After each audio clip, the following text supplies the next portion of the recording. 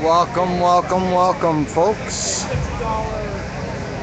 We're live at St. James Park, the Zuccotti Park of Canada. This is where Occupy Toronto did its 40-day and 40-night occupation with our disgrace of a mayor, Rob Ford.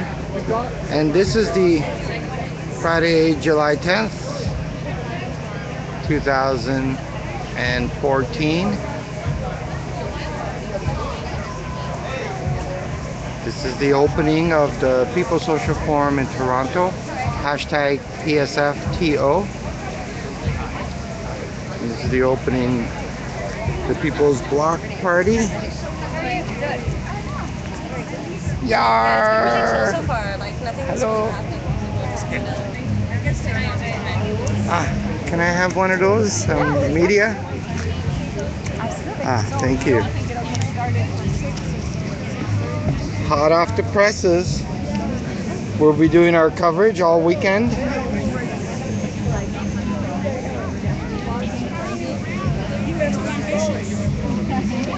There we go.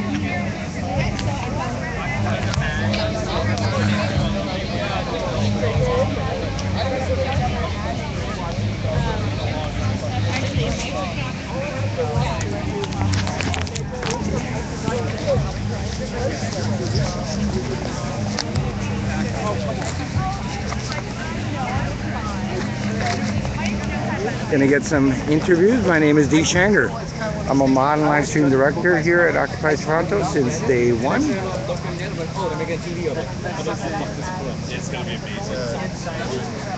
Hi Barry. You're live to the world. Good to see you. Yeah. Doing great work. We're being restreamed at Occupy Wall Street. Fight the Tories and the Liberals.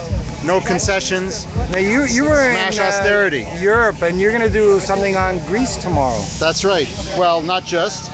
It's capitalist austerity or socialist revolution, Greece and beyond. So I'm going to be talking about the attacks on working people, Greece, Italy, Spain, Portugal, France, Scandinavia, and what we need to do to overcome.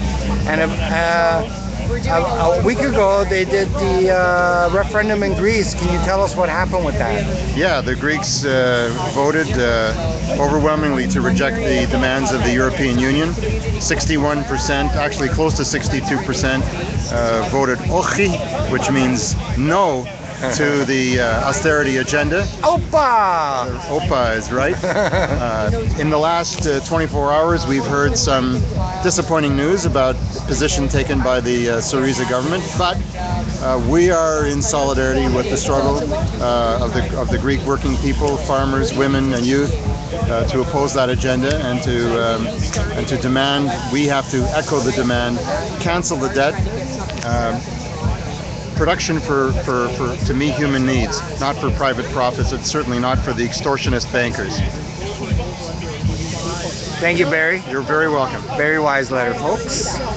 Yar. Doo-doo. Yes. Okay, thank you. Thank you, Barry.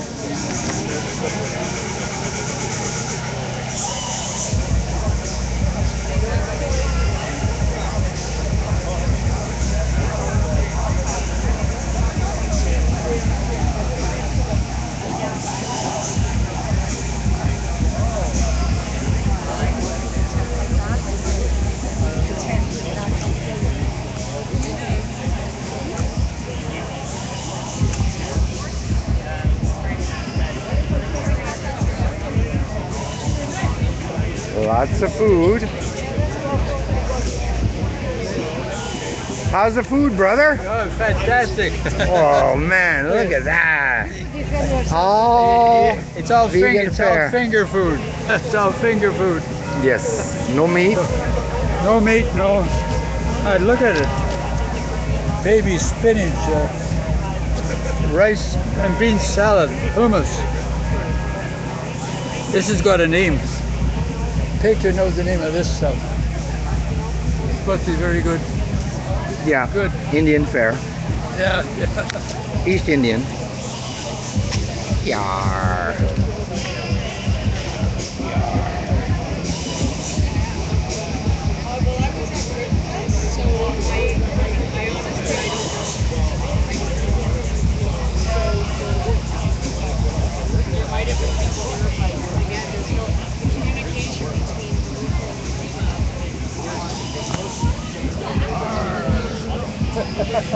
Yar.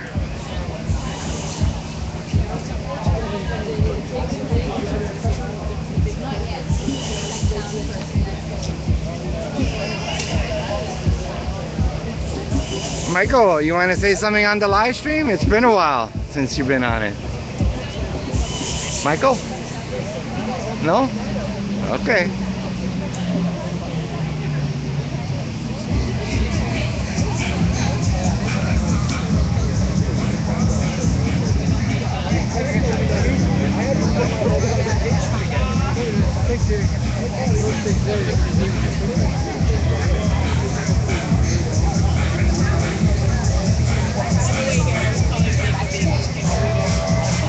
Yar. So it's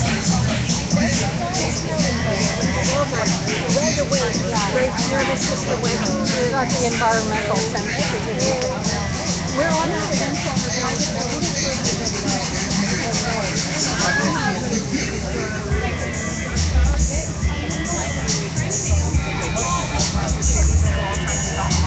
Okay, go ahead.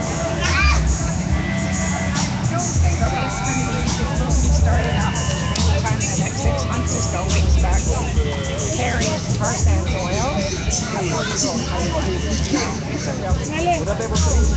Oh, sure. Okay, on here? Pardon? On here?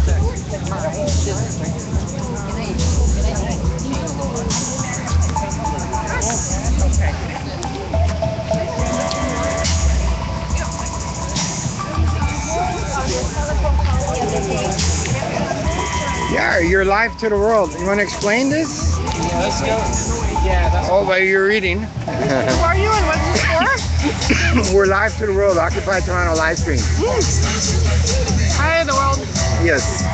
So this is the Toronto 350, and this is our mock-up of Energy East, or yeah. And see, we have a pipeline, and you take just, it goes over here, and you fill up, and you get, here it comes. Okay. Okay, so we're running a little behind schedule, but that's fine. There are a bunch of workshops that are going to get started really soon. So if you are one of the workshop presenters, I think there's 6 or 7 workshops that are scheduled for, I guess, 15 minutes ago, but we're running late. So it's all good. I would like the workshop presenters just to come to the front, announce the workshop for just like a 1-minute pitch, and tell people where you're going to be, and then we'll get them started in the next 5 minutes. Is that cool with everybody? Yeah. On that side, can y'all hear me? All right, so if you are doing a workshop, please come to the front so you can announce it really quickly and tell people where you're going to be. So that's Bridgman there. Made it all the way. Yeah, no, I got It it. did make it all the way. Okay, sorry, it's good. It did. Yes, so you want to explain this? So this is just a nice food visual explanation of Energy East and the flow from west to east that's going to happen if TransCanada and the National Energy Board and the federal government have their way. And a lot of us are trying to stop it because there's so many problems with it. We know all the incestuousness between the National Energy Board and the oil industry, and there's problems with, of course, global warming. We need to keep the tar sands in the ground. Even Mark Carney, for God's sake, the former governor of the Bank of Canada. We'll talk further. I'm going to grab some of this. For us, they're going to be down over there, kind of near where those security people are at. That's And Raging Granny. You can sing them away. All right. Hi, everybody. I will be doing a workshop on impacts and representation. So how do we ensure that the work we do has impact and is representative and ensures inclusive spaces? So over by the blue parachute art. Blue Parachute right over there. That's an amazing workshop that y'all should check out for sure. We decided to combine our workshop, and yours is Grassroots organizing. and what I'll be talking is about social movements in Central America, in Honduras and Guatemala. And we are at the yellow, Parachute. at the yellow parachute. Yeah. So join us. Definitely come see us. Our workshop is going to be awesome. It's gonna be yoga apparently. Oh yes, and yoga. Yoga and meditation. So that is amazing. That is grassroots organizing, yoga, movements in Latin America. I don't know how they're blending that, but that seems really interesting. Definitely check that out. And hip-hop songwriting for political campaigns, art as a tool for social change. We'll be right there across from the gazebo. If Guy could lift his guitar. Guy Fogel. Right across from the gazebo on the south side, or on the east side. All right, and I believe that we have another workshop as well. Hey, we're going to be talking about seed sovereignty and seed libraries and how to grow and save your own seeds, seed sharing, free food. That's about it. These. Where? Some solidarity underneath that tree. So if you want to learn how to grow your own food and start that seed revolution, it's right over there, Seed Library. They have an amazing campaign they've been running for a long time now. Big ups, big ups. And then we also have one other workshop from the Canadian Union of Postal Workers, and I think Dave Bleakney's presenting that one, and he's just posted up right over there. So if you're interested in that campaign, the campaign around saving door to door and stopping the attack on the Postal Service, go see Dave Bleakney. He's just posted up right there.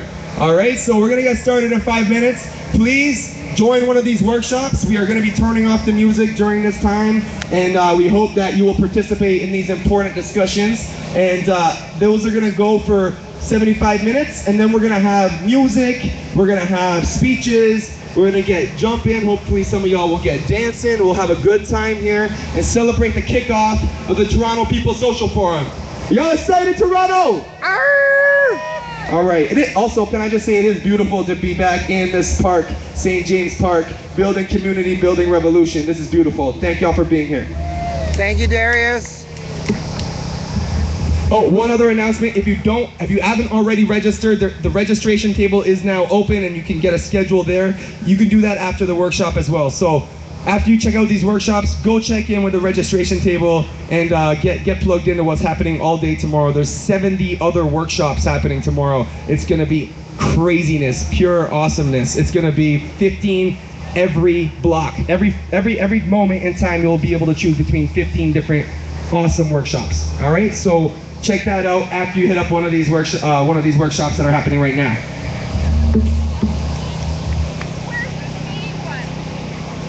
Seed library's over there. Over there. It's right there. See where those folks are standing right there? This is just a launch, exactly. Come over there in a minute.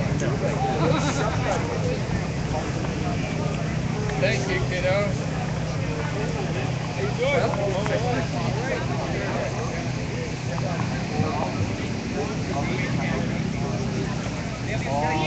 I'm still on test yet. She's kind of quirky. She's on paper. She's not.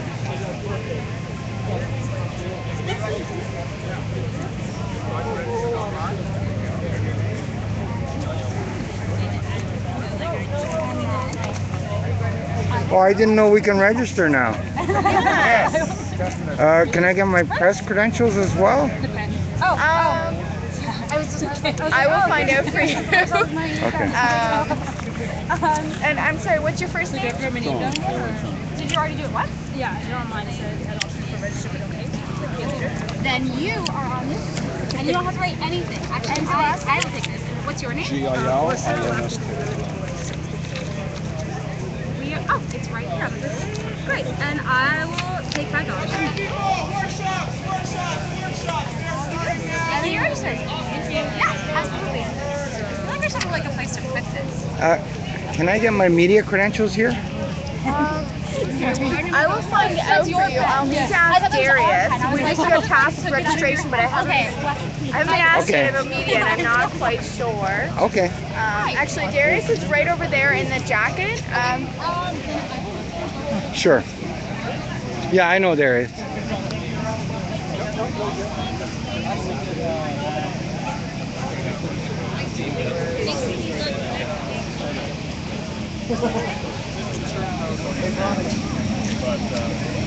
Oh, jeez, I thought you were kids, so I just No, I'll chat with you for a second. I just want to figure something out quickly. Okay, so, yeah, what we want to do is some stuff around Carolyn. I was probably maybe talking Carolyn, but Yar! Hey, it's been a while. Yes. Good to see you. Occupy Toronto live stream.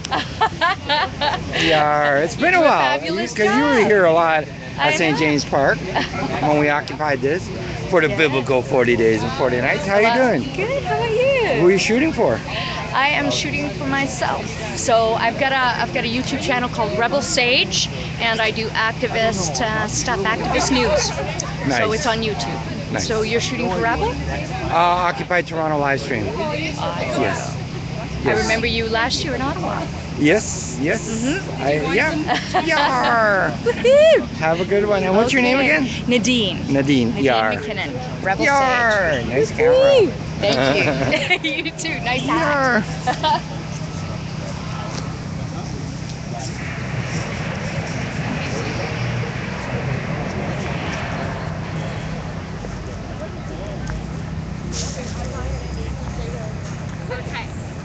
Yar! Do you mind if I live stream this to the world? Oh, go ahead. Don't mind. Excited. Okay, so we'll move that. We have a little bit of steak. That's good. Okay.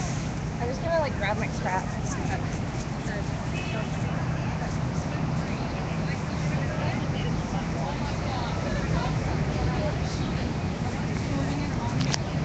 I guess. I don't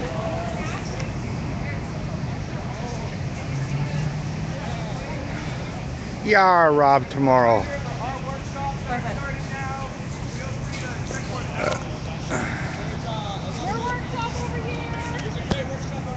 We're doing meditation exercises. There's also self-rated workshop down there. I don't see any photos.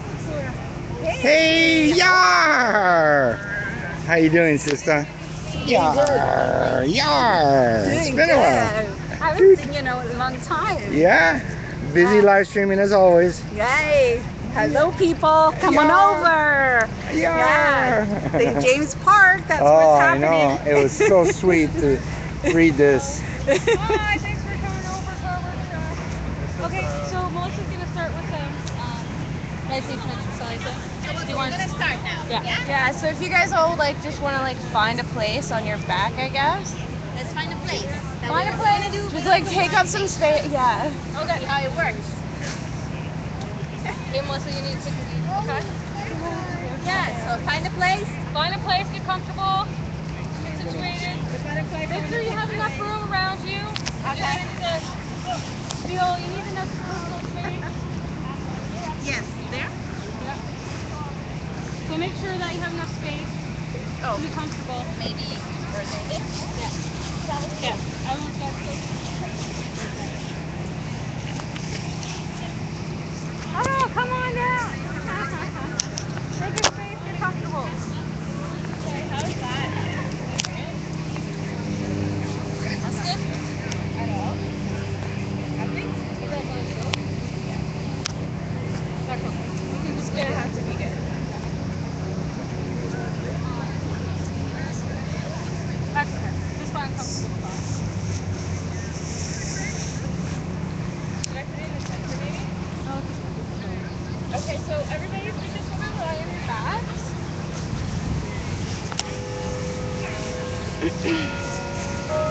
So spreading your legs wide, taking up more space than you think you need.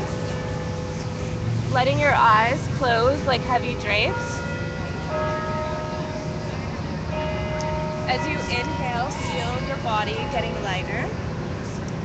And as you exhale, feel your body melting into the earth beneath you. Okay, I'm gonna try to get louder. Inhale, let your belly expand like a balloon, drawing your breath all the way up to your chest and shoulders, expanding them in all directions.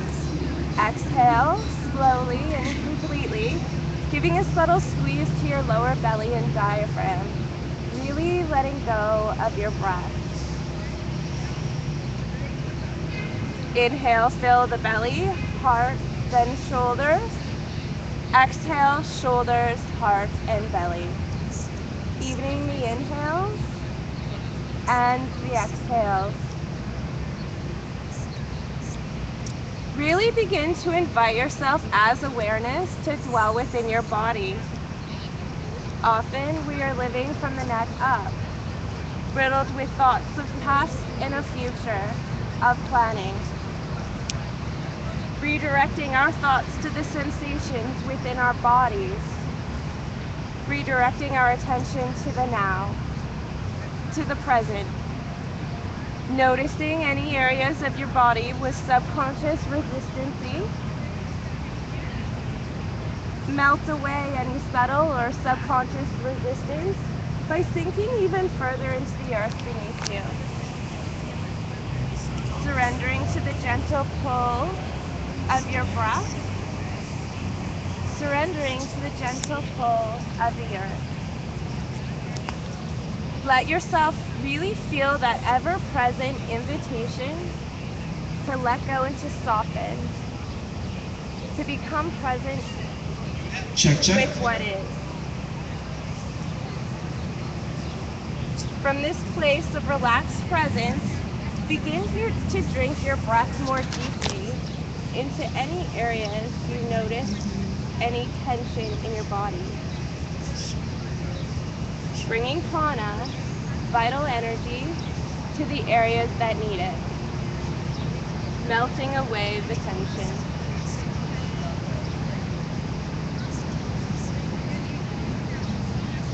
It is in this presence that we find a state of union. Union with our breath and movement, union with the universe, and union within ourselves. When we can connect our movement with our breath, this is where the meditation begins.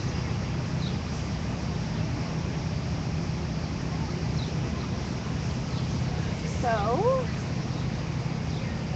slowly, when it feels right for you, bringing your attention back to your toes and your fingers, maybe wiggling them a little bit. Check. Okay, so just another reminder, the workshops are about to get started. There are some people that have gathered in the various workshop areas. People are getting antsy, they want to get going, they want to get started. If you're interested in joining some of these workshops, which I hope you are because they're really amazing things, really amazing discussions that are about to take place, please do so. There are several different places. There's the seed library over in the far end there. There is the 2 parachutes are sites of workshops. There's a songwriting workshop with the arranging grannies over there, and there's a hip hop writing workshop over here, as well as a Save Canada posting over here. So there are several workshops to choose from. Please go and check one of those out and start participating in the social forum. So when you're ready, drawing the soles of the feet to the earth, taking a bend in the knees, and rolling over onto your right side with the support of your hands. And when it's right for you, coming up to a comfortable seated position.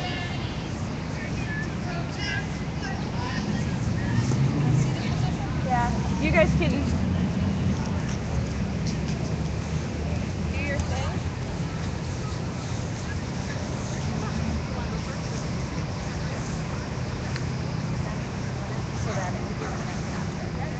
Okay, welcome everybody.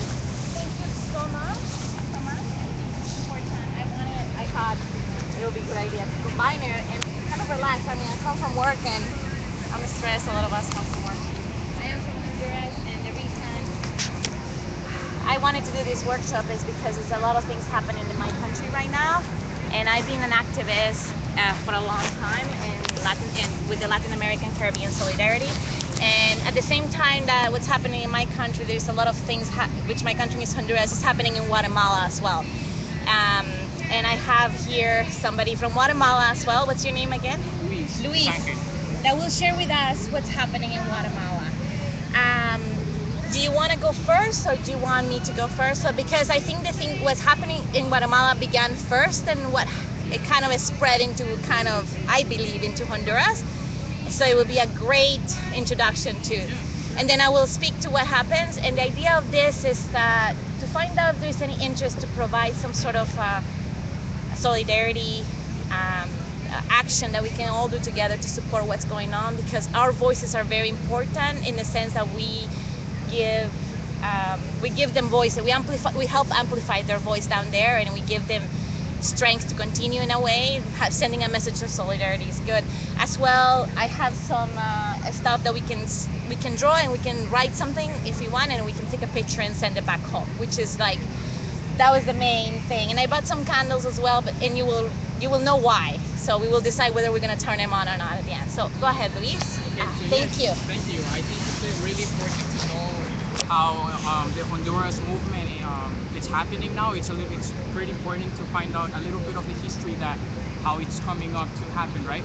So on April of this year in Guatemala, the International Commission Against Impunity of Guatemala, and also the public ministry, which is kind of like the detective police department thingy of the state, they uncovered a lot of criminal networks. The first one was called La Línea, which it operated in the customs of Guatemala, and that was a big fraud thingy. How does that affect Guatemalans? Of course, the tax money, rich people are getting richer, and it's just not fair, right? Everyone, like all the rest of the people pay taxes, and why are these politicians and all these corrupted people getting, like it's illicit. So that was the first one in customs. We also found that there was a criminal network in the social insurance. We also found that there was a criminal network in the lawyers, which whoever had money, you could pay your impunity, right? That was connected with the Supreme Court of Justice. It's just a lot of corruption in Guatemala state. And the interesting thing was that all this movement came out of the civilians without being affiliated to any other political party. So it's a legitimate, I would like to call it revolutionary movement, peaceful movement.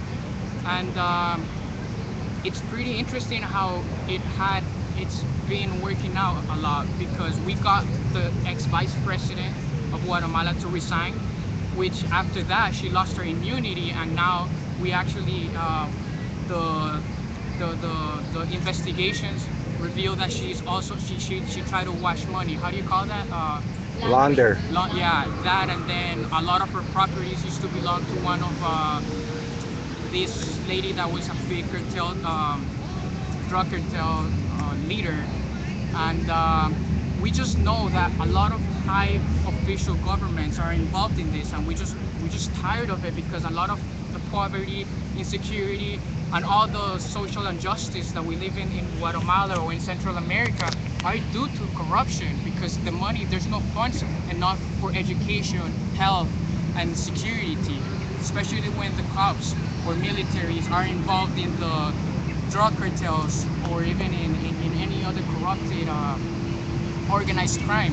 So I found that it's pretty interesting how after Guatemalans demanded the resignation, and we're still demanding the resignation of the actual president of Guatemala, our brothers and sisters from Honduras did the same thing, because they found how the social insurance money was used to finance the actual president's campaign, which is stupid, it's ridiculous.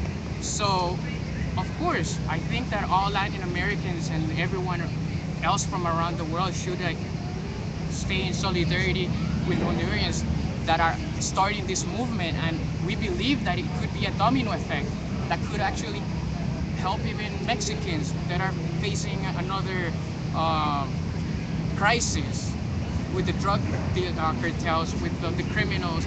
And then we know that the state is not doing anything because their hands are involved in all of this. So it's not convenient for them to actually fight corruption, right? So I think it's really important for us to support this movement and show solidarity, because today it's for us, for them, and then tomorrow is going to be for the rest of us, right? Yes. Thank you, Luis.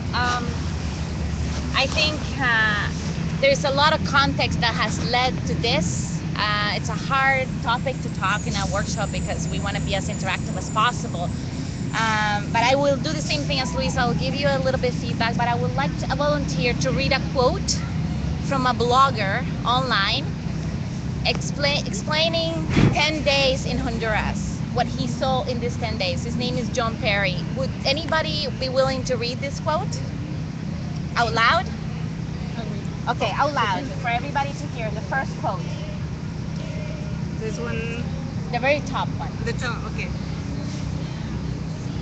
10 days in Honduras, a TV reporter and a cameraman, a radio reporter, a trade union leader, the head of an indigenous community fighting forest destruction, 2 transsexual activists, 2 bodyguards of the director of the Agrarian Reform Institute, and a lawyer were all murdered. The daily political killings are rarely investigated. Even if they lead to arrest, there is a backlog of 93,000 criminal cases awaiting trial.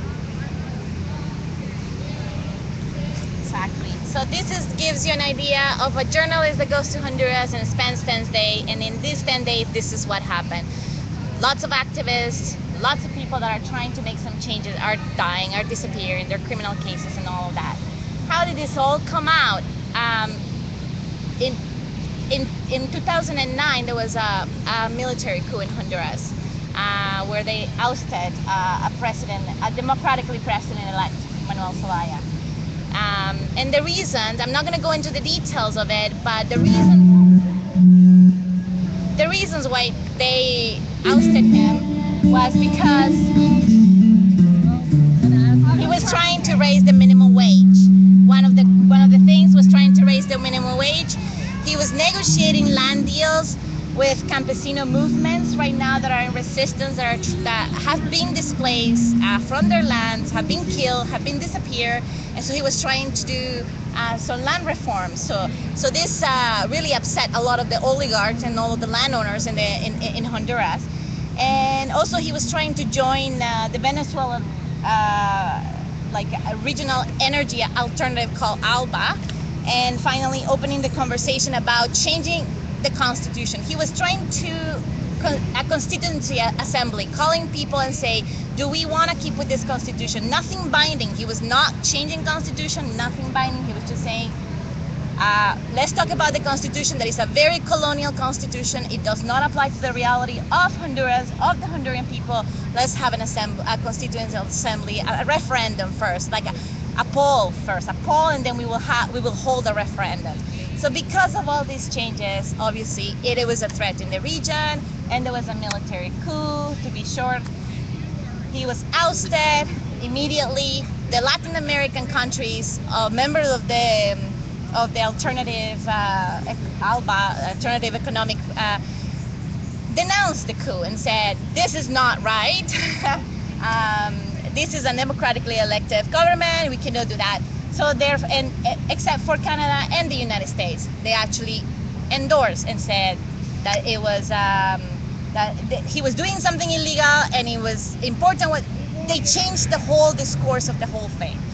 So all of this, there is a lot. Recently, last week, Hillary Clinton. I don't know if anybody's aware of what's happening in the region, but Hillary Clinton admitted in her autobiography, which is called Hard Choices, that the United States used her power when she was in power to steer the crisis in a favorable outcome for the United States. So it is admitted. It came out last week. You can check it out.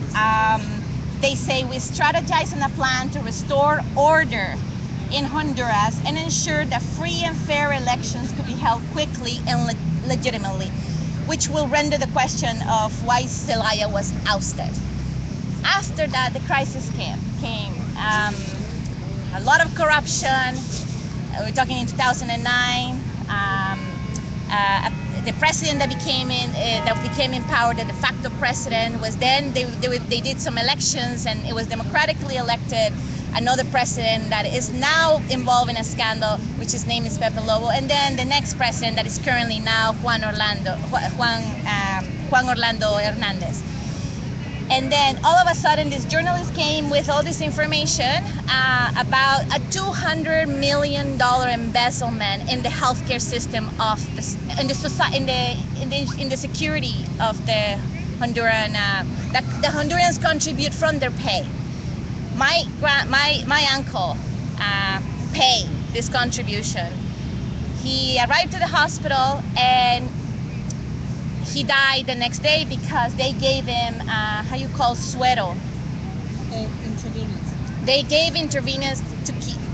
We didn't know if it was the medicine. So the scandal talks about pharmaceutical companies fabricating fake medications that were given to patients. And my uncle was one of them that received this fake treatment because he could have been stabilized within the next 24 hours, but he wasn't, so he died. This happened to 3,000 other people. Right now there is 11 cases that can directly be proven of women that have been given medications that have been killed because they've been given the wrong medication with that.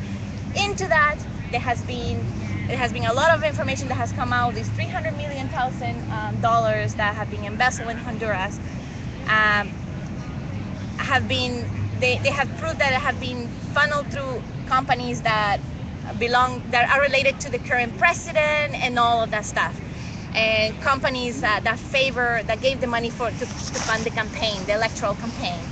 The electoral campaign is a huge machine. It changes every day, and they use the media power to really confuse the people. But people were tired. Like in Guatemala, you started to hear, and people came out on the street one night about a month at the end of May, and there were thousands of people on the street saying to step down the government, renuncia ya, which is the same Twitter hashtag that Guatemala is using. And so everything happened on social media, and the reason why it happened in social media because the corruption, the danger in Honduras, people are not going out of this. They're not going home. They're staying at home at 6 o'clock because they're afraid. So they decided to take on the streets, and they decided to actually to call the attention of the world. They decided to march in torches, and this is the reason why I brought the candles, because if you go online and you check out all the marches that are happening right now in Honduras, they are called the torch marches. So everybody is with torches. I wanted to bring torches, but it's illegal to bring them here, so that's why I brought candles. I couldn't bring the torches, but you would see online thousands and thousands of people. And last weekend, what was the first time that Guatemala and Honduras unified their call, and they did a call together from one country to another country. And in Guatemala, they use the torches to light up their marches. So it is very inspiring. It's a social movement that is not political at all, like Luis said. It's a youth movement. A lot of the youth are unemployed. We're talking about 50% of unemployment in Honduras. And so it's a non-political movement. However, it's a civil movement where politicians and people that have been working in resistance, another resistant type of movement, are part of this movement. And it's a very difficult conversation because after the coup, there was a group called Resistencia Popular, a popular resistance movement. And the government gave a lot of bad propaganda to this resistance movement, making them call thugs, gang members, rapists, everything you can. The media attack on the resistance movement, which it was the first time that LGBTQ community came out, for example, in Honduras, because of the resistance movement that went on the streets after the coup. That was the first time that actually because they get killed in Honduras. All of a sudden you will find members of the LGBT community with drugs, dead, and they would say that they were thugs. These were activists that they were trying to talk about about their space in society and in the Canadian and in the Honduran context. And so why does it matter to us? It's like a big complicated thing because we're in Canada. Why do we care? But Canada has been one of the most aggressive countries in terms of making changes in the region, in particular in Honduras. Honduras is known as, we changed all our mining laws and to allow mining companies to come and do open pit mining and stuff like that. Also, the United States supported the coup, has been heavily involved, and right now, Chancellor Shannon was there last week to tell Hondurans that there was no crisis in Honduras. Everything is okay. The protests are democratic protests. So he's trying to devalue what's happening in Honduras by saying, no, there is no crisis, therefore you don't need a CICI, which I call it, Comisión Internacional contra la Imposición. So, international community against impunity. Honduran people are calling for this.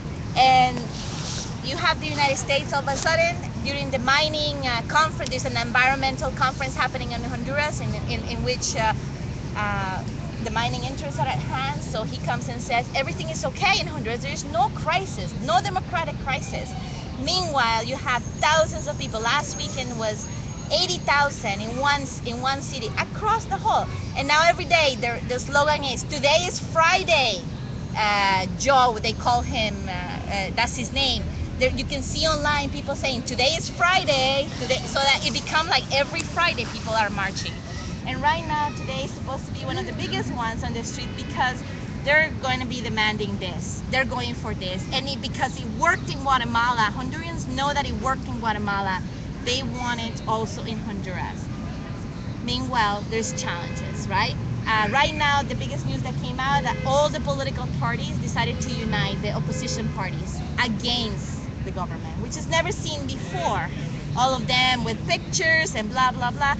That was decided by the assembly, by the youth assembly that decided, yes, we want them united with these conditions, as long as the CC comes.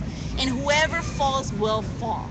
So if they're corrupt in those sides, they will fall. So to end my little presentation, I want to read another quote, which is from somebody, Karen Springs. She has done a lot of work in Honduras, and especially with the campesinos movements, with the people that are fighting the lands, the oppression in the land because of mining and lots of stuff. And her quote, I think is very strong to close this up so that I can give you a little bit of more context.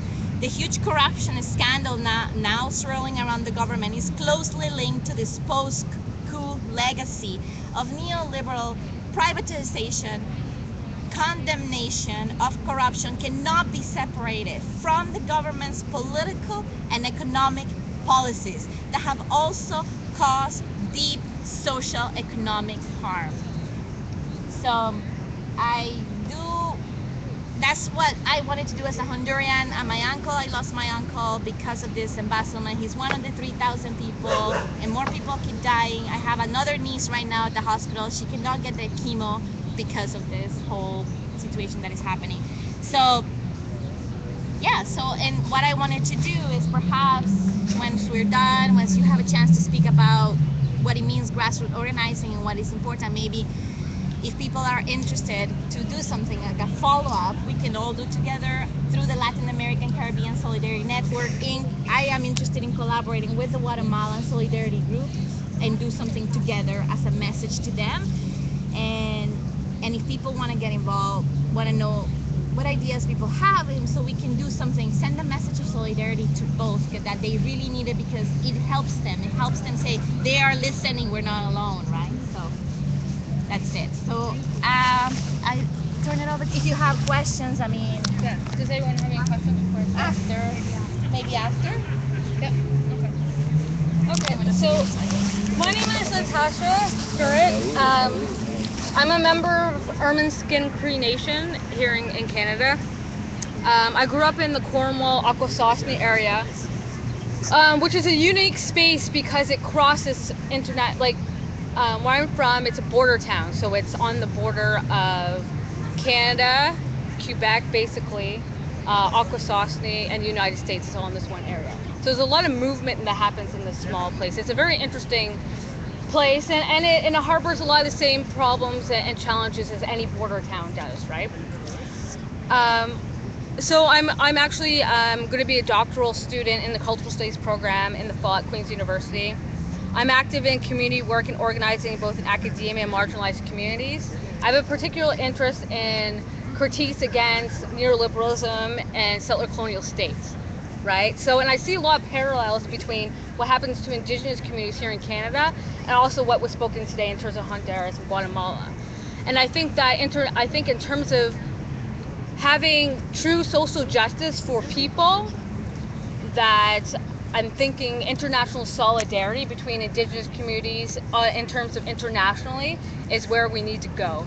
Because you know what? A lot of these problems that our countries and our people suffer have been going on for centuries, generations of people, and nothing has changed because there's so much ingrained corruption and greed and the system of, that the only way to challenge these large systems of oppression is to have international solidarity amongst all types of indigenous people from different countries, right? So it's like places like this and groups like committed people that are interested in learning about this is where these start. And really, like in terms of talking about grassroots organizing, really what is grassroots organizing is basically starting from scratch. So basically starting from nothing, right? So basically organizations don't come from just anywhere. So grassroots movements usually come from just ordinary people that are just fucking fed up, that just don't want things the way they are anymore. It's a matter of survival, right? I mean, indigenous communities, people in Guatemala, Honduras, they're in positions where they had no choice but to fight. There's no choice. It's not something that, and sometimes that's often gets taken for granted in a place like Canada, right? Where there's a lot of privilege, a lot of things against indigenous communities are easily swept on the rug, just like other corrupt governments tend to do to other places, right? So, and then in terms of there are challenges to grassroots organizing, and a lot of the challenges to grassroots organizing, and we were kind of talking about that earlier, is there's always time constraints, right? People are busy. So oftentimes in terms of grassroots organizing, it's always working against time and then trying to, build morale, right? So a big part of grassroots organizing is building momentum and energy for people to get out there and have the energy to fight against these systems. And it's also to remember, and it was talked about earlier, that a lot of marginalized communities are already doing informal organizing work, right? It's already happening. So basically what groups like us or things like this is basically just to add, coals to the fire. So kind of building on the already existing momentums that are happening, right? So basically looking at it from a strengths base and just kind of building on the resources that we have, limited or not, to do so. And just an example, just in particular into Canada Indigenous community, I'll give an example. Because Indigenous communities cannot rely on the state or the police state, because they often are people who commit violences. The settler colonial state commits violences against Indigenous communities, and so does the police, right? The police were created in Canada, the Royal Police, to basically police and contain Indigenous communities onto reserves, right? So they can keep them contained and oppressed. So in order to, concede with colonization. So Indigenous communities often can't rely on their police when crime happens because there's so much corruption, right? So basically families and communities often rely on their own resources, which I imagine is very similar in Honduras, Guatemala, because of how much corruption is, right? The police don't protect you. You have to protect yourself. So one of these a lot of communities, and there was a particular case in the news in Manitoba, and actually back at home, where people, when there's missing, you probably heard of that, the missing and murdered Indigenous women, right, in Canada, how prevalent that is. So what communities have now started doing is they're just like, you know what, fuck the police. We're not even going to ask them for help. We're just going to do it ourselves. So then you have grandmothers and children that are coming together, and they're going into, areas that are, there's crack and drug shops all over the place. And they're going to these communities, talking to children and talking to the elders, and they're like, and getting information from them, and then just going directly to houses. They would, and particularly, they found the young lady. So basically, and they went to different houses where the people in the community told them to go, and they found her. Similar thing back at home. There was a 12-year-old girl, half native, half black. She went missing. So they utilized Facebook and social media to find this girl. And the people were monitoring the girl's Facebook, and they found the drug house and where this little girl was, because she was with, adults, right? So they broke down the house and they got her. So you can see an example of how, marginalized communities are already utilizing the small tools they have to protect protect the children and women in their communities, right? Because you can't rely on the police state. And it's all the more reason why international solidarity is important, and why groups like this is important, in order to share knowledge and information, right? In terms of how are different countries and communities, what tools and resources are they utilizing, and how can we learn from each other, and how can we connect our movements and what's happening in different countries to one another, so we can actually really have real social justice, where we can really overthrow the existing status quo in a way where people can survive and not have to fight anymore. Because the thing is once you okay, you know what? We see that all the time where governments reform, right? They do little reforms here and there, but nothing fucking changes, ever. There has to be a complete, total flip side of the current status quo in these countries in terms of this neoliberal system that which is internationally connected, right? I mean, we know that, right? We know the U.S. and Canada and all the, and the head states, they're all connected. They're all trading, people are getting rich while the rest of us are fucked, basically.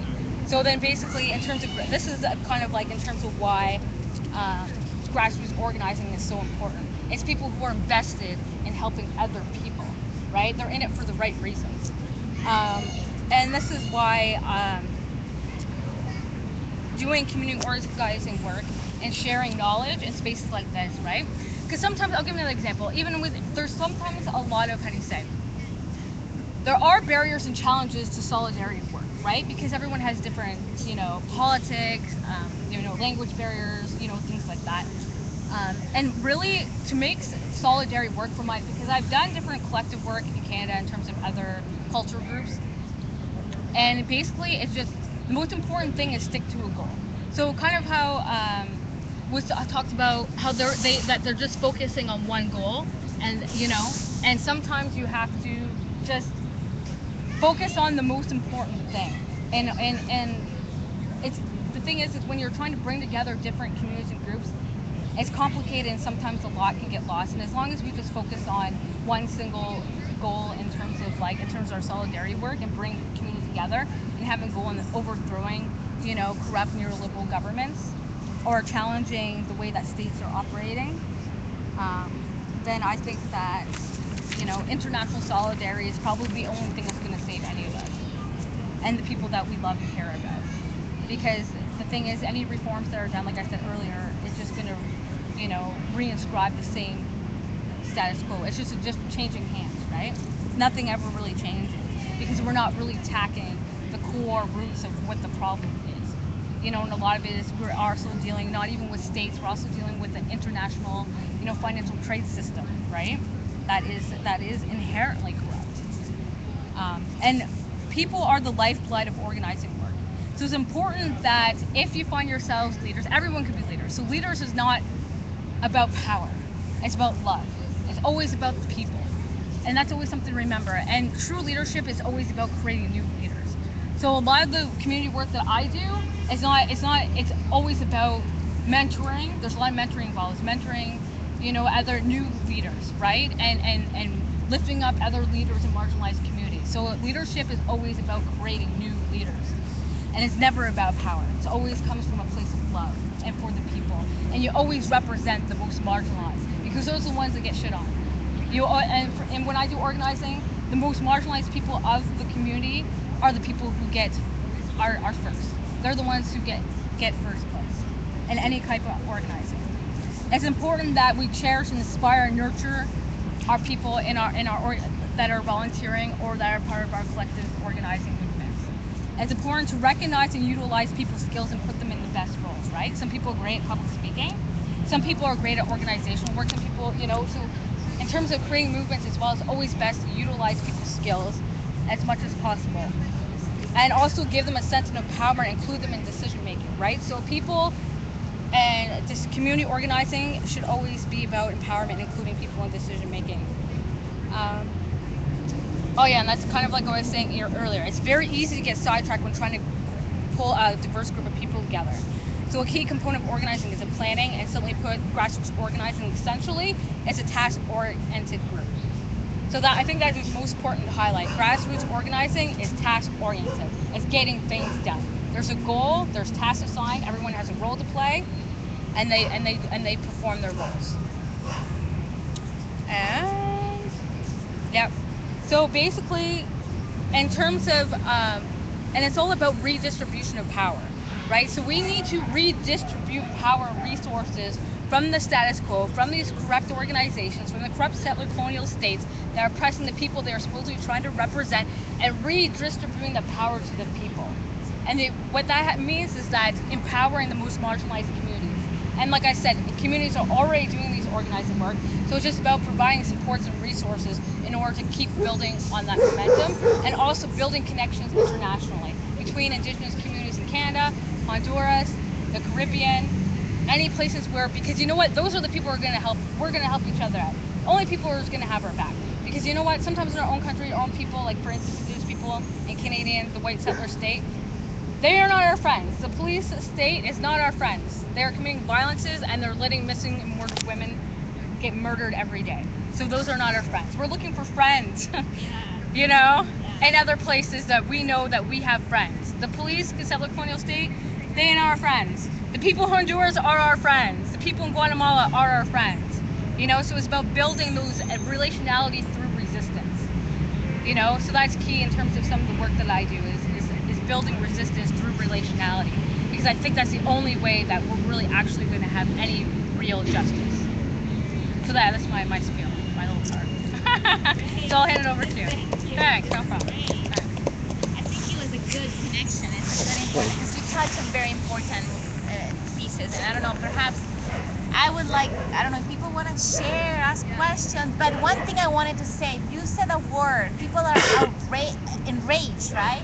The movement in Honduras calls itself indignados, which is it's been happening in various parts of the world, but it means outraged. Yeah. We're outraged. Yeah. Yeah. And that's their call. But anyway, go ahead. Anybody that wants to? So, community organizing, is it about taking power, redistributing power, or anti-power, or about bloc? I think it's all of it. I think the complexity of the challenges faced by marginalized communities, it can't be reduced to one single concept. I've been involved in movements for a long time, and I think something that concerns me is particularly in countries like ours, where there's a majority are not really facing too much challenge. We don't put enough energy into formulating demands. I think it's not, we need to look at what it is we want and work backwards. Yeah. And I don't think we do that enough. Yeah. So it's one of my concerns. No, it's true. And the thing is, it's like, because if you don't do that, if you don't have a specific like goal like this, it easily goes, very, very easy.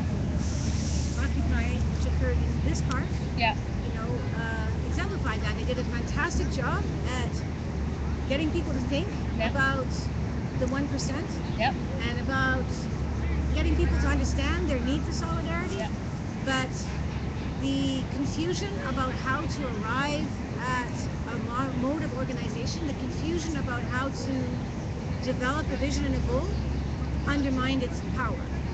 And it's a power with, not a power over, that needs to be generated. But I think they were so allergic to anything that looked like power that even if somebody had a good idea, it would be shunted aside. Very, very true. Because they just didn't want to have to look like they were agreeing with this person instead of that person. It's messy, and that's the thing. Any kind of and this is what I find too in organized work. Any type of organizing work with diverse communities, different types of identities, cultures, different political investment, is messy. And so it really requires committed people to get their hands dirty, okay? Because you know what? It's dirty, it's messy, and it's not very rewarding oftentimes. That in Honduras, there was a village, there was 3 kids that were on hunger strike, and then they were forced to end their hunger strike. And then all of a sudden, this indigenous community came out and said, we are now on hunger strike as well. So they kind of like, they join and say, they take a break. So they kind of like, we're doing it, you're doing it somehow to keep the momentum going. If they, because they have nothing to lose at this point. But yeah, it's a difficult. I'm pretty new to organizing and activism, but in the group that I am a part of, Toronto 350, there's currently a discussion about privilege and marginalization and silencing of people's voices and ideas. And I think you said like one of the most important things is being task-oriented. But I find that part of the reason why the marginalization occurs is because this society has kind of got it locked into this mode of being task-oriented without being aware of the process. And people are marginalized because people who are task-oriented can't take the time to actually focus on the process and understand that that's where they're coming from. Yeah. So how do you, so when you say things have to be task-oriented, how do you deal with the fact that the process really needs to be worked on as well? I mean, I think it's important to always remember, and any type of organizing is very context specific, right? You have to be very fluid. So there is some, I mean, I think I should reiterate and say that maybe task is a part of a bigger picture, and that to understand any type of organizing, you need to like, kind of like what we did, we combined 2 workshops together. You know what, you just have to sometimes, you have to be flexible, you have to be generous, and you have to be able to give. You know what I mean? So when I say task, I mean, you need to assign certain tasks, yes, that has to be important to work because things need to get done. Right, but at the same point, you don't want to. If you're only focusing on that, on things being done, then you might be missing a lot of what's so actually it requires also leadership, not just one leader, multiple leaders that are taking, you know, some of the lead roles in terms of doing designation, to be very generous, fluid, and willing to like change. You know what I mean? And switch it up and be contextually like present, because things change moment to moment, and you have to be able to go with the flow.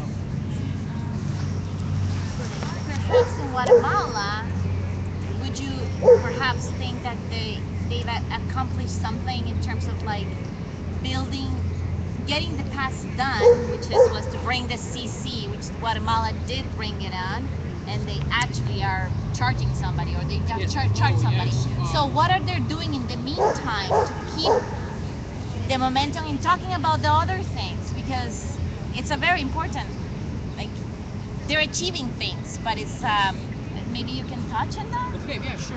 So after the criminal network corruption cases were like dismantled, like, okay, so yes, everyone, I'm pretty sure a lot of Guatemalans are following up on the news. They're demanding, like, the good thing. I think this movement, what's going on right now, could go as far as not only gonna change Guatemala and Honduras, it could help the whole world. We are using the social media, something that decades ago, I guess, like activists didn't have. So it used to be based on more like newspapers and stuff like that. But who controls the newspapers? And you know what gets published and what gets not. Now, social media has been helping us a lot. Something that happened, that came out, something good that came out of all this Pacific protest is that we've never seen in Guatemala that private universities come along with the public university that we have due to like historical differences because of the left wing or because of the right wing. But then corruption is one enemy for everyone, right? Because it affects everyone. So it's the first time that students from different universities gather together. They're doing forums, they sit, they present, they do debates, they try to find out what's going to be the next step or slogan for the upcoming protest. Also, a lot of people are actually paying attention to the indigenous movements that used to be marginalized. All this time, people say, "Oh, the people woke up."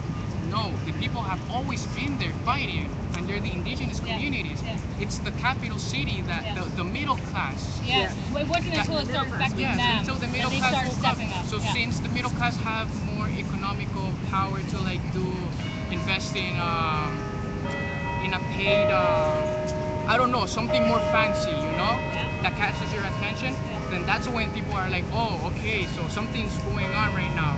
So yes, a lot of people, know, this is something cool. I think that's happening too, because the ex-vice Minister of Energy and Mining got caught in a corruption scandal. Everyone that has been involved in the Ministry of Mining or any other things are involved in corruption. They do deals under the table so that the investigation of environmental impact is weak, because we know that in Central America and in other parts of the world that are doing mining, they don't care, they didn't look at the environmental impact studies. The way that they're excavating in the minings is totally wrong. You know, it's not like the old one that used to cave thingy. Like, it's open air, so the chemicals that are using, they go under the water. There are aquifers. What water do indigenous people drink? See, you know, that's something good that you mentioned, that we're all the way here in Canada, and we personally are not affected by this, so we can simply just be like, hey, as long as it doesn't affect me, I'm okay, as like a lot of people think right now, anywhere else. But then your pensions are investing in this. Yeah, so I guess solidarity movements, especially through social media, sending messages, pictures that they're not alone, they really do appreciate it, because when we did the movement for Guatemala and we sent the pictures over there, people were going crazy. They're like, yes, our brothers and sisters from Canada, Toronto, they're supporting, and then it's a huge impact. So I think if we actually continue with this and we can actually kind of unite. Is there a particular hashtag on social media you're using? Renuncia ya, Justice Now, Resign Now, Justice Now. Yeah. But I think one point that you mentioned is key, back to your question, building alliances. I don't know if that's the right one. That's the right allies, word. I think indigenous communities do have a lot of experience in building allies. And that's the key what has happened in Guatemala, and I think Honduras is experiencing this, and they're building in the middle class right now at the political level. Because it's gotten that far. Yeah, the indigenous communities that have come out right now, the Honduran people didn't even know they existed. They didn't even know they were contaminated, that their water was contaminated. And all of a sudden, they join in hunger strike.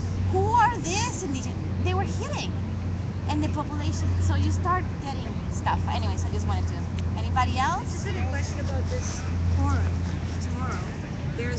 I'm going to be helping to facilitate the Central America or the Americas Assembly, and then at the same time, there's a people of color and indigenous people assembly. And I just feel very uncomfortable about that. I wish they were together because I think they belong together. Josephine, we can propose that. Could we? Yeah, I feel it would be better because, I mean, I'm a person who's often been in that awkward position of being multiracial, you know, coming from different classes, having different cultures, and then there's all this caucusing, and I'm like, I don't know. But meanwhile, it's indigenous peoples from top to bottom of the Americas who are already doing this work. So why are we having a separate assembly? Can we bring it together? Would be my wish. I think that we can propose. I mean, we can definitely do whatever we want to. It's a people's social forum. Exactly, right? Yeah. So I wanted to say that today because I really want to make sure tomorrow that we bring it all together. For me, for example, indigenous nations are an ideal position to do things like maybe make citizens arrests. There's a lot of different things, because especially in Canada, because for instance, they're nations, right? So they're sovereign nations with treaties. So that's why solidarity with indigenous, particularly in Canada, is important, because there's things that we can say politically, you know, where there's I'm not going to say that a lot of indigenous communities don't experience oppression, because we all know that happens. But there's particular spaces politically that indigenous nations can navigate or maneuver or use for international solidarity, especially where I'm from, the border town, right? Because they have dual citizenship, both Canada and the U.S., right? So they're very actively political, the Mohawks for that reason. The thing I wanted to say is that the same practices that are poisoning your water are poisoning our water. Exactly. So it's the same system, right? It's the same international corporations. Yeah.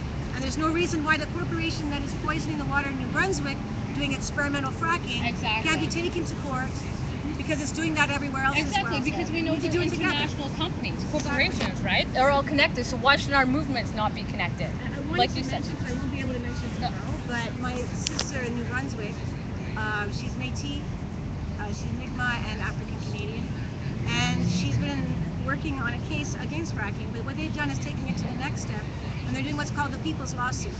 And the People's Lawsuit is charging the provincial and the federal governments with not only threatening the security of the food and water and the land, but also for violating people's rights to defend their human rights and to defend their land.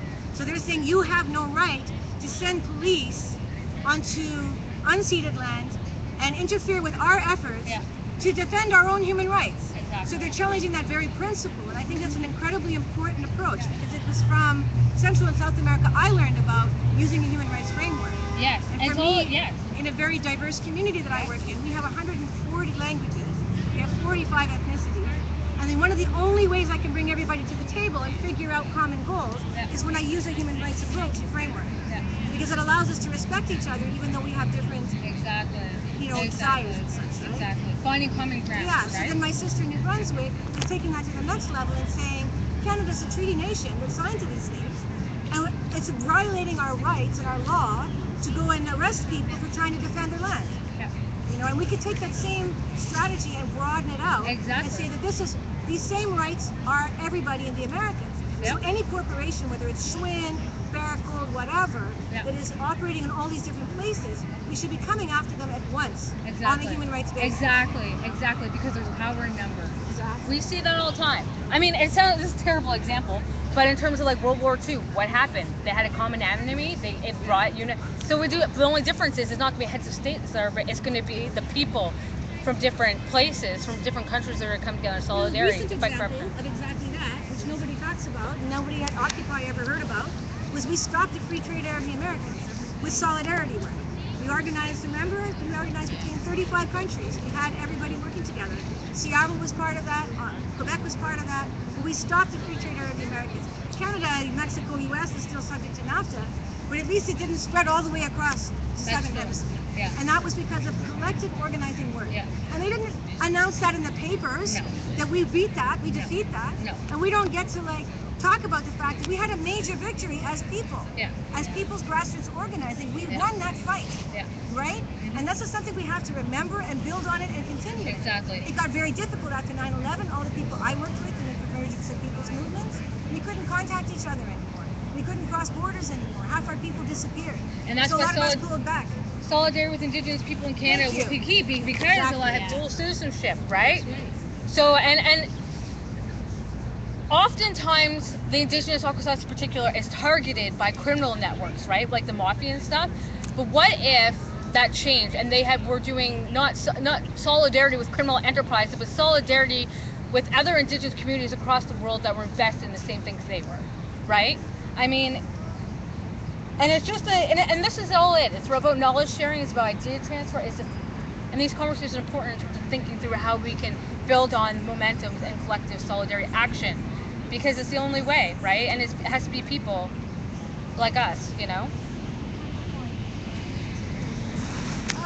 Well, you actually kind of got into that, but yeah, I guess I like want because you're talking about like taking power and getting power and empowering, but yeah, like there's just so many types of power. I mean, like there's, land rights and land ownership and rights over land and resources is one type of power, and like political power is another type of power, and like in the streets marches is another type of power. And I just wonder, like, especially like, and so you guys were already kind of talking about that, like kind of tapping into all the different kinds of power and legal power obviously as well. And I mean, I wonder if like maybe you could talk a bit about in Guatemala, like is there kind of is the ultimate goal of the CC like to like have the middle class get more political power, or like indigenous land rights, one small goal into a bigger project. Right. But again, I mean that's the same like those because so many of those like the small goal projects can just fall apart. Like if you look at like the Arab Spring, right? Like a lot of those like really strong movements that like kicked out a lot of terrible leaders kind of then crumbled because there was no vision of, because then the power vacuum was just taken up by not necessarily the people that you wanted. Yeah, and that's always the problem, right? In terms of there's always, and that's the thing in terms of like grassroots organizing is outside of settler colonial states, right? And settler colonial states are all states, right? I mean, that's just a blanket term. There's always a challenge when you're trying to make reforms like that, right? Because there's always, and that's where I'm saying that there's sometimes immediate action has to take place in terms of reforms because shit just got that bad, right? But that's not where things have to stop. But sometimes it does, and that's where it becomes a problem, right? Because some people get content with the reform and think, okay, well, this is, but nothing ever changes, right? So it isn't until, and that maybe in terms of when we think through our collective international solidarity, we have to have a bigger vision of what's going to happen.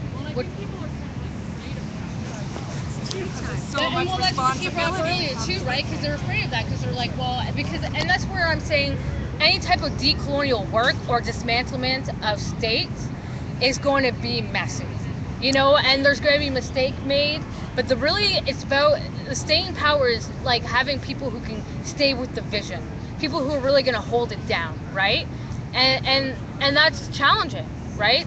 It's very challenging because, like you said, indigenous people have been holding it down for centuries and all across the world, right? Fighting. And it isn't until shit really gets real for some of the people who had more privilege that they're like, oh, you exist. Well, we need you now. We need your skills and your, you know, your warrior tactics now, because you're useful to us now, you know? I feel like there's a lot of power to like just looking beyond like warrior tactics and warrior skills. I think another layer of power that we need to work on is the technical skills, like technology, like in terms of like infrastructure, new kinds of energy, and like cleaner types of energy and food production and so on and so on. And also too, sometimes is when you're trying to do building across different classes, right? And that's its own set of challenges. Sorry. Yeah, I just have a question. In Bolivia, the struggle for in Bolivia, the struggle for water privatization, there was a struggle and eventually they got into power. You see in Honduras and Guatemala, the anti-corruption struggle linking the indigenous struggle and the landless workers building a movement to take power. I hope. I really hope. Unfortunately, right now, it's a very... They're focused on just getting the United Nations come, and there's a lot of information that is flowing that they didn't know they didn't know about it. So it's very conflicting views constantly. So linking those struggles is going to be a lot of hard work for Hondurans. I think the popular movements already that have been happening, like the Resistencia, the resistance movement, and the Campesino movement, and the indigenous movements in the Roatan area, those know very clear what their struggle is. They've been fighting for this, like you said, for centuries, and because of this, they've been pronouncing themselves as indignados, which shows the face of who they are for the first time. So maybe this could allow the linkage, but again, it's a balance. I don't know how. In Bolivia, you had a community, indigenous base that it was very strong, and they knew what their... Honduras is in Guatemala. It's complex. I don't know. What do you think is gonna happen? I mean, I wish, my whole wish, that it happens, and I think we can play a key role here in North America, and showing any like any groups that have allies. The critical mass bike rally.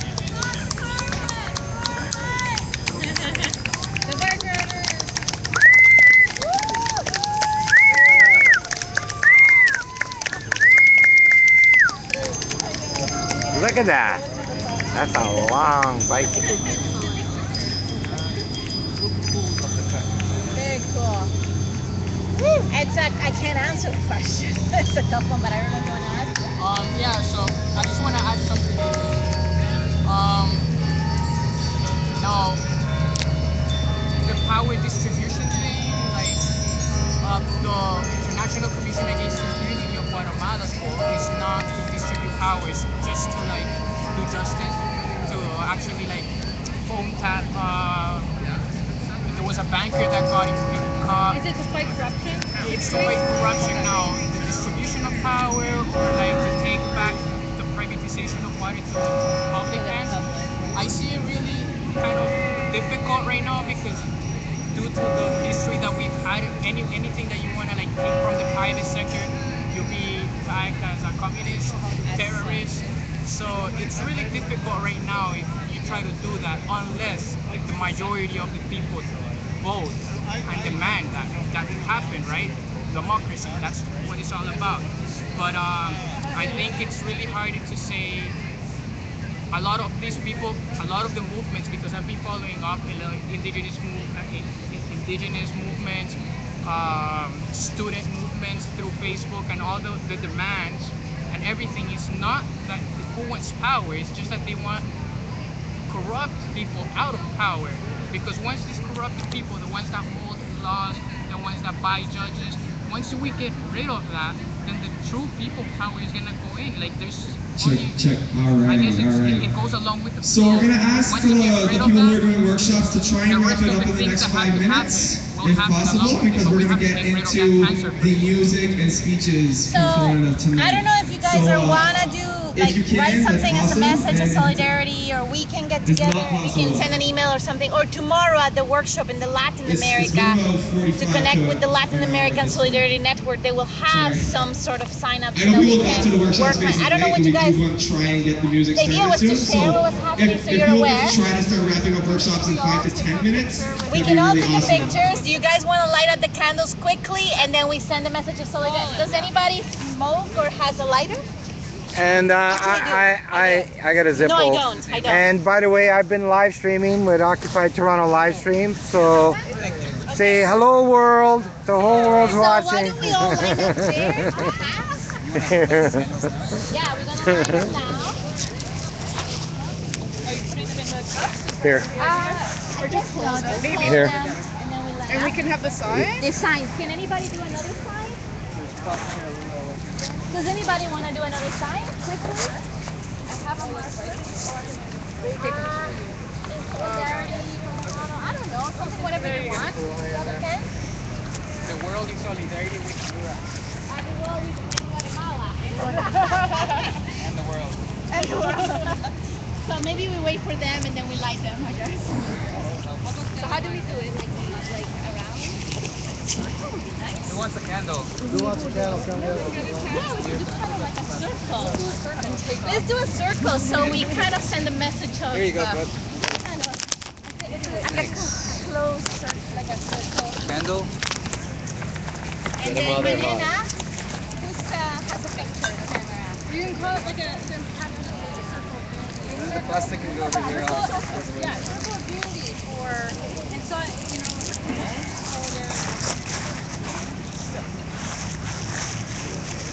And don't forget my Zippo lighter. No, I got this. Sorry. But thank you. So we're gonna have to take a couple of pictures. I don't have a flag. Yeah, I forgot to bring mine too. That's okay. Another marker, anybody?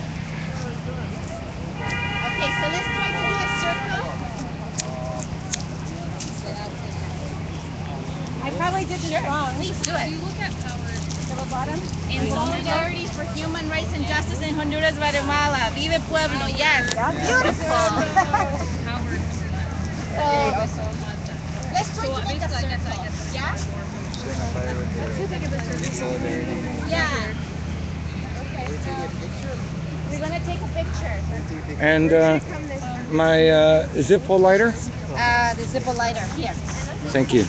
Yes, please. So let's wait for the sister to finish her poster. Do you have more candles? Sorry, I didn't bring that many, but.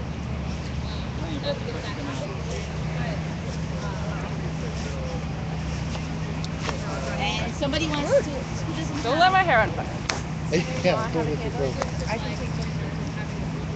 You can take pictures? Okay. You want one? Yeah. Are we gonna do a big circle? I think a half circle is better. Yeah, maybe a half circle. A half circle. A half circle then. Let's get over here. A couple rows. The other one in Honduras and Guatemala. Right? That's the other half of the circle. Let's see. Should we get 2 rows? We're waiting for him. Now, Lucha, do you want to put a candle? And then I'll stand over there. Got a candle. Or somewhere.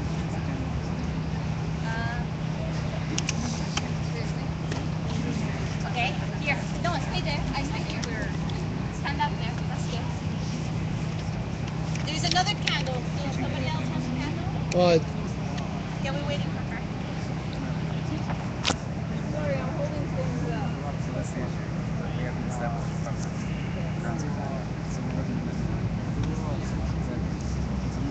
Maybe somewhere in there. Well, I'm not going to be the only one in the front. You're the only one in here. Stand over here.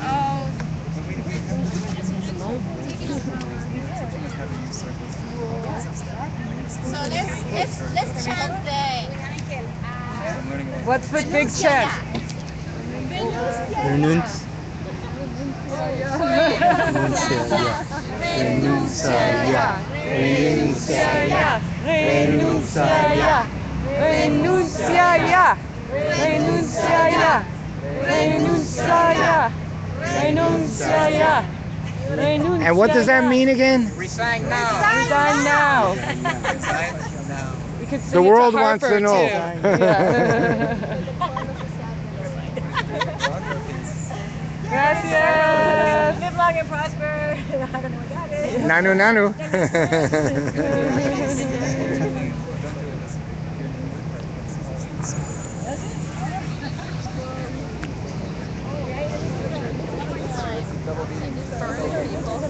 Yar! Hi! Hi. It's been a while. I don't know more. Yep. Yeah. The live stream.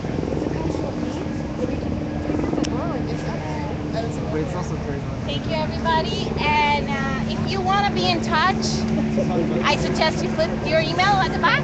Email? Okay. And then I will email you. Because Do you have another pen? I'll give you my.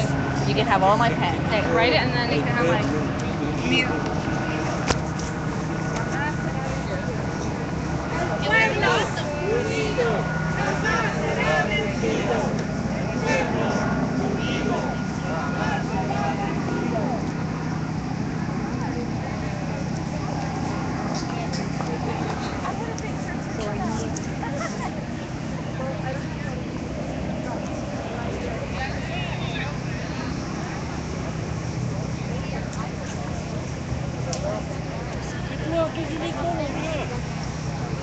Encore à l'école?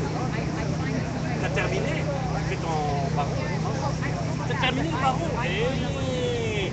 T'es legit?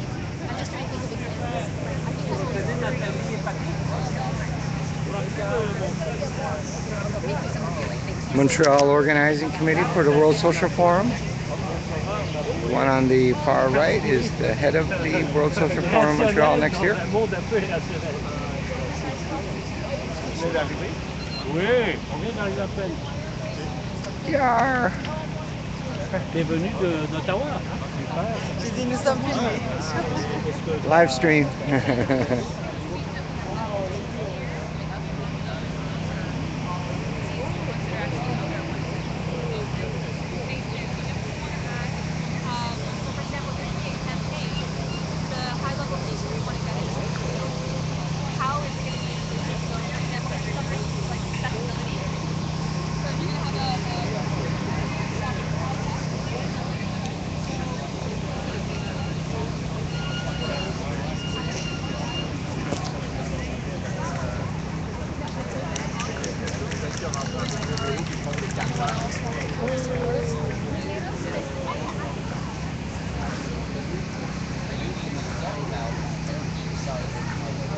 Terrific. Yeah, see you soon. We know what you got.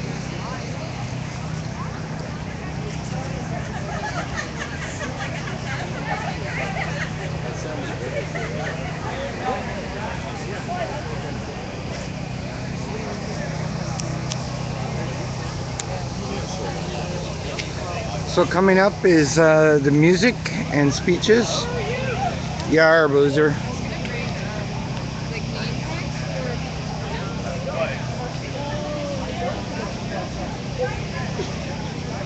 Yar. I gotta move everything.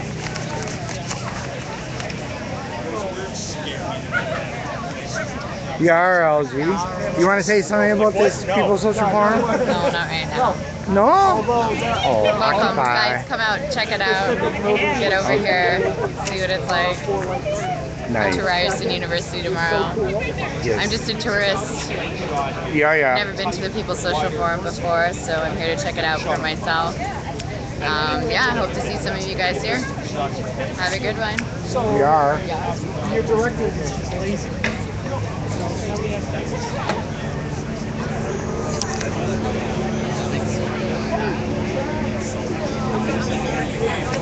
Oh, did you find out about media credentials? Where do I get them, or do I get them Oh, I tomorrow? thought you were asking Darius. I'm live right now to the world, so You're already I registered? haven't had a chance. Yeah, I did. Yeah, of course.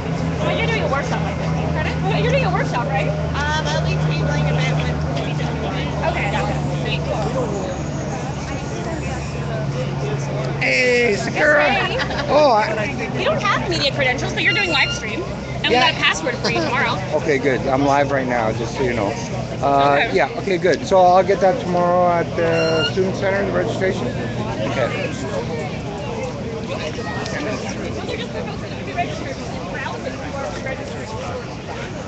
That's part of it.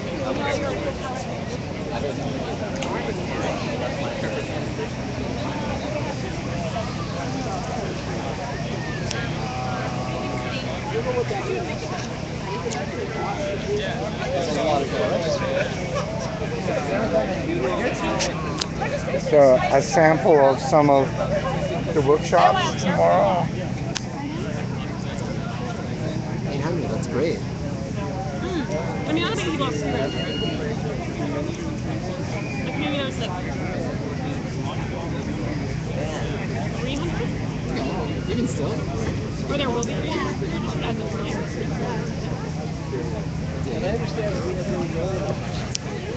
Sweet.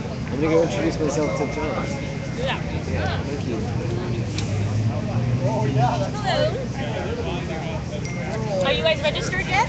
Or are you just looking at what this is all about? Yeah. What's going on? So we're having a people's social forum. And if you want like a flyer. So we're having a big kind of conference of conferences tomorrow for social justice organizations in the city. And as you can see here, we have a giant workshop schedule. There's going to be 14 simultaneous workshops in every workshop slot. There's a lot to choose from on a spread of social justice issues. And so this is a program where we have all of the workshops. As people start coming here, so everybody on that side of the gazebo, if we can get you to come here to this side, we're going to Okay, folks, my name is D. Shanger. I'm a mod and live stream director. We're going to get things going. So please, here at Occupy. I'm going to save that last segment, and we're going to get started momentarily. and I'll be back in like 30 seconds with music and speeches part of the evening. We're going to be here for the next 2 to 4 hours, so stay tuned. This is the opening of the People's Social Forum in Toronto, July 10th and 11th, and it's in here in Toronto on this day because the Pan Am Games open today in Toronto, so it's going to put Toronto in hell for 45 days for the Pan American Games. And also today is the final day of the Pan American Economic Summit with the Rockefellers and all the One World Order people here. So this is why it started today. Yar! Yar! So here, let me save this and I'll be right. Oh, that card is looking great. Yar! Okay, so let me save this. I'll be back in like 2 seconds. Hold on, folks.